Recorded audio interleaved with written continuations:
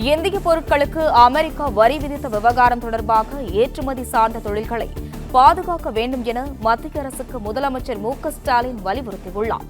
தற்பொழுது அதனை அண்மை செய்தியாக பார்த்து வருகிறோம். இந்திய பொருட்களுக்கு அமெரிக்கா வரி விதித்த விவகாரம் தொடர்பாக ஏற்றுமதி சார்ந்த தொழில்களை பாதுகாக்க வேண்டும் என மத்திய அரசுக்கு முதலமைச்சர் மு.க.ஸ்டாலின் தற்பொழுது வலியுறுத்தியுள்ளார்.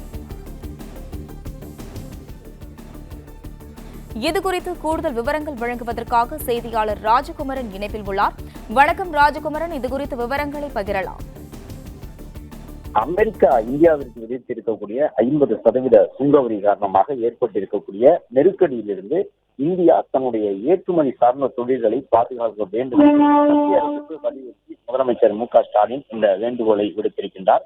அதன்படி இந்தியாவினுடைய ஏற்றுமதி துறைகளை பாதுகாத்திடக்கூடிய விதமாக புதிய கொள்கையை வடிவமைத்திட வேண்டும் என்று தன்னுடைய இந்த வேண்டுகோளிலே தமிழ்நாடு முதலமைச்சர் மத்திய அரசுக்கு வலியுறுத்தி இருக்கின்றார்.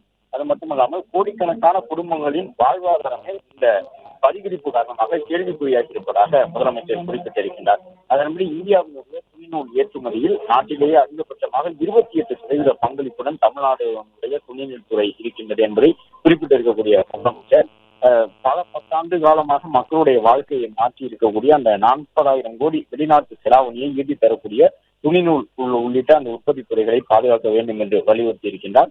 ஏற்கனவே ஆகஸ்ட் 16ஆம் தேதி உடனடி உதவி கோரி பிரதமருக்கு கடிதம் பெற்றிருந்ததையும் குறிப்பிட்டிருக்கக்கூடிய முதலமைச்சர் இது தொடர்பாக உரிய நடவடிக்கை எடுக்க வேண்டும் என்று வலியுறுத்தி இருக்கின்றார். தமிழ்நாடு அரசு அதற்கான நடவடிக்கையை விரைந்து மத்திய அரசு மேற்கொள்ளக்கூடிய விதமாக தங்களுடைய மத்திய அரசுக்கான உதவியை தொடர்ந்து வழங்கும் என்பதையும் இந்த விஷயத்தில் மத்திய அரசுக்கு உறுதுணையாக தமிழ்நாடு அரசு இருக்கும் என்பதையும் முதலமைச்சர் சொல்லியிருக்கிறார். மத்திய அரசு விரைந்து புதிய கொள்கையை உருவாக்க வேண்டும் என்று குறிப்பிட்டிருக்கக்கூடிய முதலமைச்சர் தொழில்துறையினுடைய சகிப்புத்தன்மை நம்பிக்கை அளிக்கின்றது. ஜிஎஸ்டி சிக்கலாக இருந்தாலும் தொற்று நோயினுடைய கேள்விக்கிடமான தேவைகள் வீழ்ச்சி அடைந்ததாக இருக்கட்டும், தேவை குறைவு அல்லது விலை மாறுபாடாக இருக்கட்டும், ஒவ்வொரு முறையும் இந்த துறை சந்தித்த இடர்பாடுகளிலிருந்து மீண்டு வந்துள்ளது. ஆனால் சகிப்புத்தன்மையே இல்லாத கருதிவிடக் கூடாது என்று குறிப்பிட்டு புதிய கொள்கையை உருவாக்குமாறு முதலமைச்சர் வலியுறுத்தியுள்ளார்.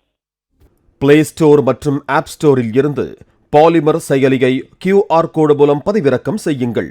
செய்திகளை உடனுக்குடன் பெறுங்கள்.